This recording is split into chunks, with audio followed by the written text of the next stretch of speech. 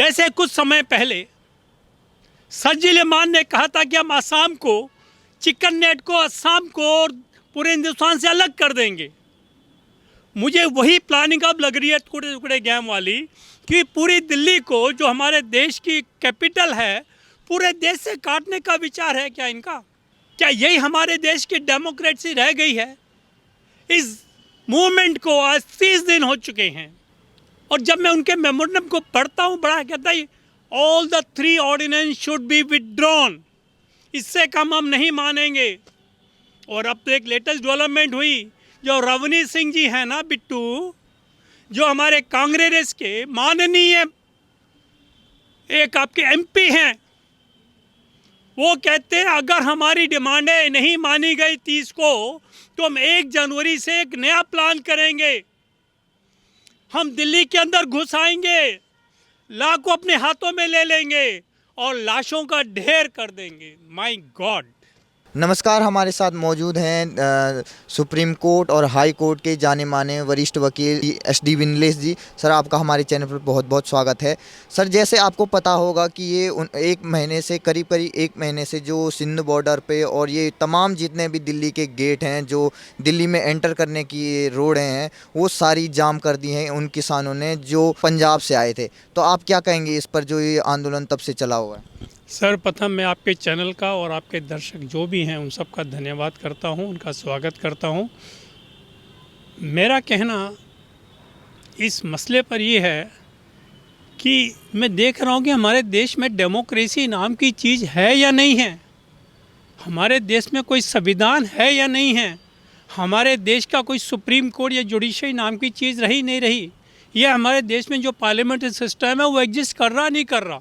अगर सरकार कोई भी नया एक्ट लेके आती है, जैसे ट्रिपल तलाक का था, सीए का था, एनआरसी का था, और अभी रिसेंटली 3 ऑर्डिनेंस जो उसके ऊपर बिल पास किया है वो ले लीजिएगा।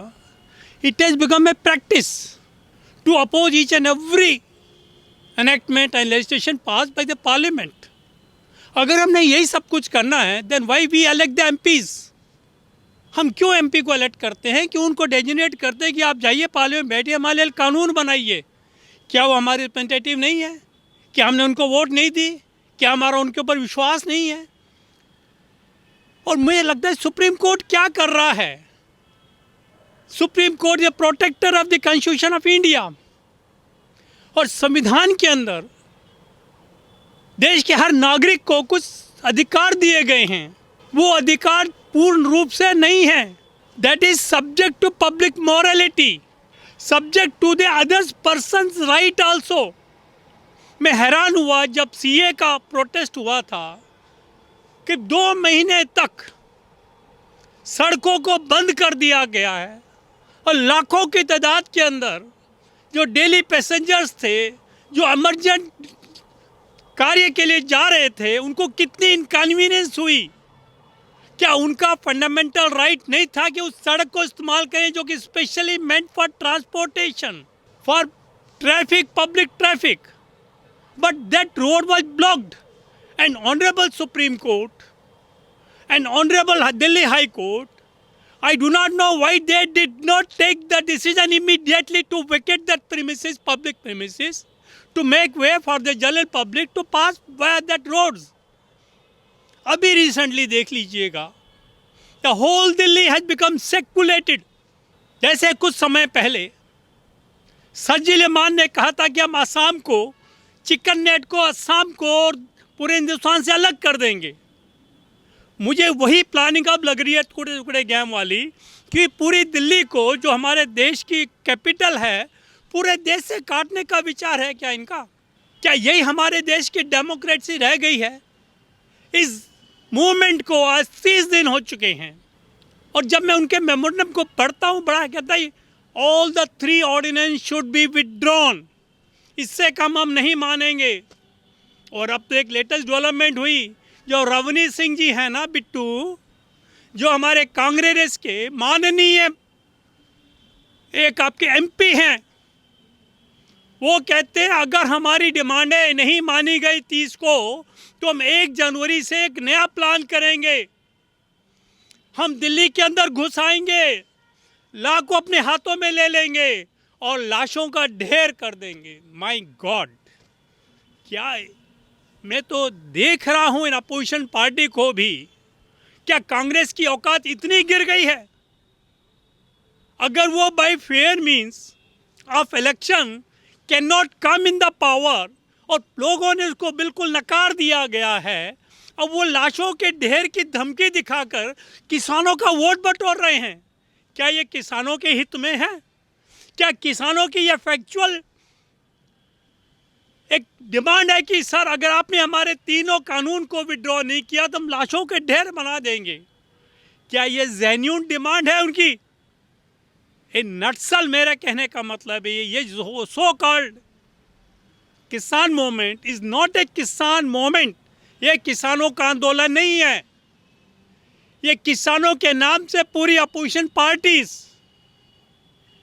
जो एक दूसरे के बड़े विरोधी हैं, वो किसानों के आड़ के अंदर अपनी पॉलिटिक्स को जमा रहे हैं और कुछ भी नहीं है। अब देखिए, आप वेस्ट बंगाल का ले लीजिएगा। ममता दीदी ने वो जो 2000 रुपए की जो राशि होती है सम्माननीय, वो तक भी किसानों के हित में नहीं जारी होने दी। अगर उसको किसानों से इतना ही प्यार था, बेचारी दिल्ली से अपने सांसदों को भेज रही है दिल्ली सिंगू बॉर्डर पे, कहती है जाकर के उस जो आंदोलन है उसमें थोड़ी हवा भरिए, उसको रिजुविनेट करिए, उसको भड़काइए, उसको और तेज कीजिएगा। पर अपने प्रदेश में तो किसानों का जो हक था वो भी उन्होंने मार लिया है। और आपको पता है अटल जी की जो आज है, उसके अवसर पर हमारे मोदी ने 9 करोड़ किसानों को 18,000 करोड़ रुपए आज उन्होंने उनके नामों में डायरेक्ट उनके खातों में जमा करवा दिए हैं। No cut, no commission, nothing else. अब मुझे ये समझ में नहीं आता 2014 से जिस तरह हमारे प्राइम मिनिस्टर साहब काम कर रहे हैं, without any discrimination on the basis of the caste, creed and religion and language. He is impartially for a public. अब आप कोई भी स्कीम ले लीजिएगा, स्वास्थ्य जो उन्होंने बीमा स्कीम निकाली है, उसमें मेन बेनिफिशियरी कौन है? मैंने अभी आरटीआई द्वारा कुछ इंफॉर्मेशन मांगी थी। आई वॉज सरप्राइज्ड। जो मेन मैसेज उसके अंदर that is from the minority. उसके बाद भी माइनॉरिटी वाले कहते हैं मोदी जी हिंदुओं के फेवर में काम कर रहे हैं, मुसलमानों के खिलाफ काम कर रहे हैं। इसी तरह भी यूपी का डाटा आया था मेरे पास। आई वॉज सरप्राइज्ड कि मैक्सिमम जो हाउसेस थे, जो स्कीम की जो बेनिफिट्स थे, they were extended to the Muslim community.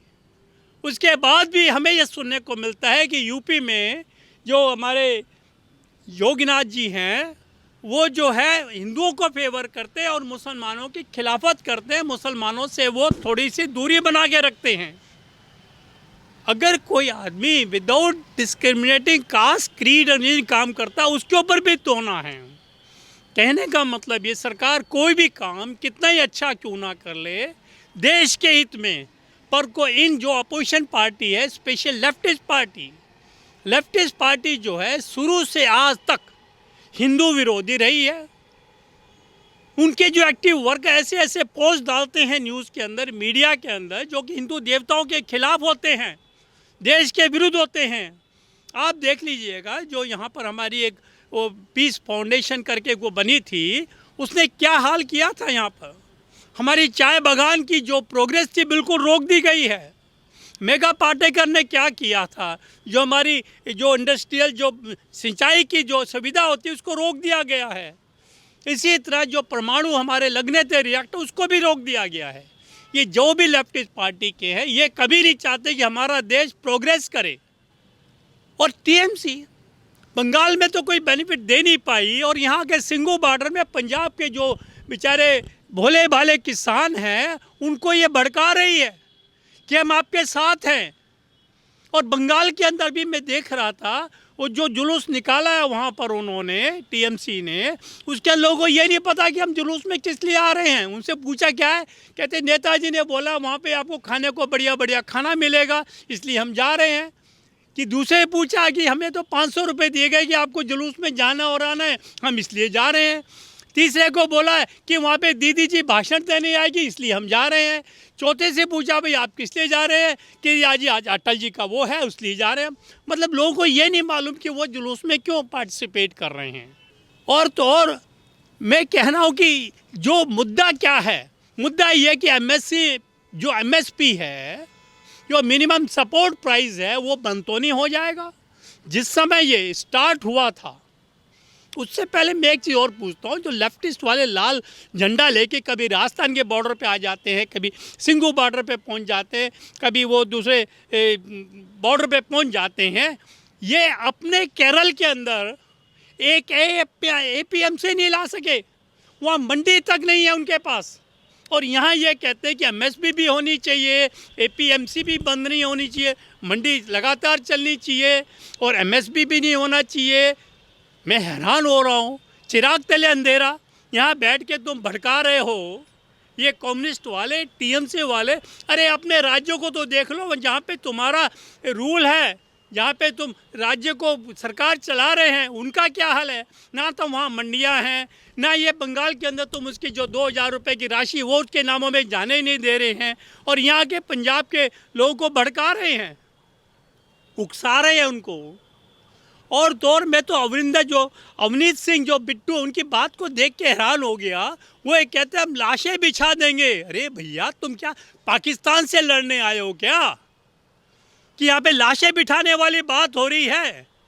तुम भी तो एक एमपी थे, तुम भी तो पार्लियामेंट में थे, तुम्हारे Amarinder Singh was also a party to it. तुम्हारी जो मैडम थी जो वहाँ पे कृषि मंत्री थी, वो भी तो उस पार्ट थी। जब मुझके सबने मिल करके एक ऑर्डिनेंस बनाया था, अप्रूवल दी थी कैबिनेट की, तो आप लोग जो है ना, ये कैसे कह सकते हैं कि हम यहाँ लाशें बिछा देंगे। ये दोहरी पॉलिसी क्यों। और कांग्रेस जो हमेशा कहती रही है, सोनिया जी की मैंने डिबेट सुनी है, राहुल जी की डिबेट सुनी है, वहाँ जो पवार साहब उनकी डिबेट सुनी है मैंने, और राजीव गांधी की डिबेट सुनी है, जहाँ उन्होंने कहा है कि किसानों को मंडियों में उचित दाम नहीं मिलते हैं और किसानों को छूट देनी चाहिए कि वो अपना माल मंडी के बाहर बेच सकें। मंडी के जो दलाल बैठे हैं, जो मंडी के आड़ती बैठे हैं, वो उनको लूट लेते हैं। तो साहब अगर हमारी मोदी सरकार ऐसा कानून लेके आती है जहाँ की किसानों को कोई फ़ायदा हो रहा है, इस फ़ायदे की जो एविडेंसेस हैं वो सामने आ रहे हैं। अभी एमपी के केसेस आए हैं, कुछ असम के केसेस आए हैं जहाँ की उन्होंने अपना माल बाहर बेचा। गोभी जो 1 रुपये नहीं बिक रही थी किसान की, 10 रुपये के अंदर दिल्ली बेची है। इसी तरह असम के अंदर अदरक बिक नहीं रहा था उनका, बिल्कुल सड़ रहा था, उस असम के उन्होंने बड़ी अच्छी कीमत के ऊपर मल्टीनेशनल कंपनीज को बेचा है। तो ये जो आंदोलन है, ये क्या किसानों के हित में है या किसानों के अहित में है। मैं तो ये देख के बड़ा हैरान हो रहा हूँ कि इस छोटे से मसले के ऊपर, मैं कहता कोई बड़ा मसला नहीं है, इसको मसला ये सिर्फ अपोजिशन पार्टी ने बना दिया है। It is a very very tiny issue. शुरू में 2 इनके ऑब्जेक्शन थे, साहब जो मिनिमम सपोर्ट प्राइस है दैट शुड कंटिन्यू, और मोदी जी ने कह दिया कि that will not be stopped at all. उन्होंने एक नहीं कई मीटिंग इस पे लिए, कई बार उन्होंने वर्चुअल हियरिंग से बात करी है, पब्लिक से मन की बात की, सब में एश्योरेंस दिया है कि साहब minimum support price will not be discontinued.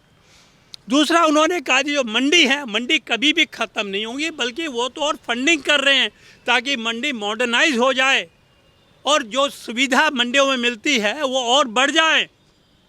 और साहब एक और उन्होंने ये एक बड़ी वो फेक न्यूज़ फैला रखी है कि आपकी जो ज़मीनें हैं वो जो मल्टीनेशनल कब्ज़ा कर लेंगे। अरे भैया इसमें क्लियर कट कहा गया है, the land will not be A part of the contract.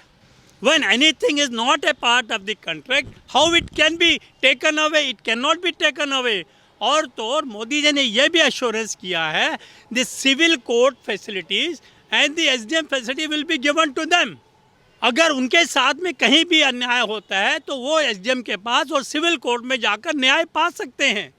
इस सब हालात को देखते हुए मुझे तो बहुत एक बड़ा अजीब लग रहा है। ठीक है, अपोजिशन पार्टी है, हर डेमोक्रेटिक कंट्री के अंदर इक्वल एंड स्ट्रॉन्ग अपोजिशन होना चाहिए, उसके बिना जो है रूलिंग पार्टी बड़ी ऑटोक्रेट हो जाती है, डिक्टेटरशिप उसमें आ जाती है। परंतु साथ साथ ये भी देखना जरूरी है कि जो opposition party should be constructive, उसको देश के हित में काम करना चाहिए। मोदी से नाराज़गी हो सकती है, बीजेपी से नाराज़गी हो सकती है, भैया देश से नाराज़गी नहीं हो सकती है। अब मुझे वो बात याद आ रही अटल जी की, जब उन्होंने पहला पोखराम के अंदर न्यूक्लियर टेस्ट किए थे, भैया सारा का सारा लोग उसके खिलाफ हो गए थे। भैया इसकी क्या लोड़ थी, हमारे देश पर कौन सा खतरा आ गया है। अरे भैया मूर्खो, पता नहीं तुम्हें किसने पैदा किया इस देश के अंदर। जब वो चाइना हम पे आक्रमण करेगा तो हम वहाँ जाकर क्या एटॉमिक बम का हम टेस्टिंग करेंगे क्या? न्यूक्लियर टेस्टिंग वहाँ उस समय होगी क्या? Everybody should be prepared well in time. अभी देखिएगा, चाइना ने इमीडिएटली सडनली हम पे अटैक करने की कोशिश करी, और जिस सिचुएशन के अंदर कांग्रेस हमारी जो आर्म फोर्स छोड़ के गई थी, किस तरह से उन्होंने जो उसका बजट को कितना कटेल डाउन कर दिया था, फौज का हर अधिकारी परेशान था, उनको one man one rank one pension भी नहीं मिल रही थी, उनको सैलरीज नहीं मिल रही थी, उनकी फैसिलिटीज उनको नहीं दी जा रही थी। मोदी ने आते ही उसका बजट बहुत बढ़ा दिया है, और उसके लिए इतने इतने उन्होंने आर्म्स का बंदोबस्त किया है, उनके लिए जैकेट्स का बंदोबस्त किया है, उनके लिए शूज़ का बंदोबस्त किया है, और जितने भी ऊपर के हिली एरियाज़ हैं जहाँ के temperature goes even up to -20 to 30 degree also, वहाँ रहने के लिए उनको जो है विंटर प्रूफ जो ड्रेसिंग उसका बंदोबस्त किया। इनके पास था क्या बेचारों के पास? आप 1962 का अगर देखें तो आप हैरान हो जाओगे। उस समय के डिफेंस मिनिस्टर और उस समय के जो प्राइम मिनिस्टर जवाहरलाल नेहरू थे, दोनों जो है देवर ए हैवी ड्रंकर्ड पीपल। सबको मालूम है इस बात का। चाइना की एग्रेशन हो रहा है बॉर्डर के ऊपर, और जब डिफेंस मिनिस्टर जो थे वो साहब बैठ कर के यहाँ पर दिल्ली के अंदर शराब पी रहे थे, मस्ती मार रहे थे। जिस आपके सेनापति का या डिफेंस मिनिस्टर का ये हाल होगा, वो क्या बेचारा अपने फौज को मोरल अप करेगा? वो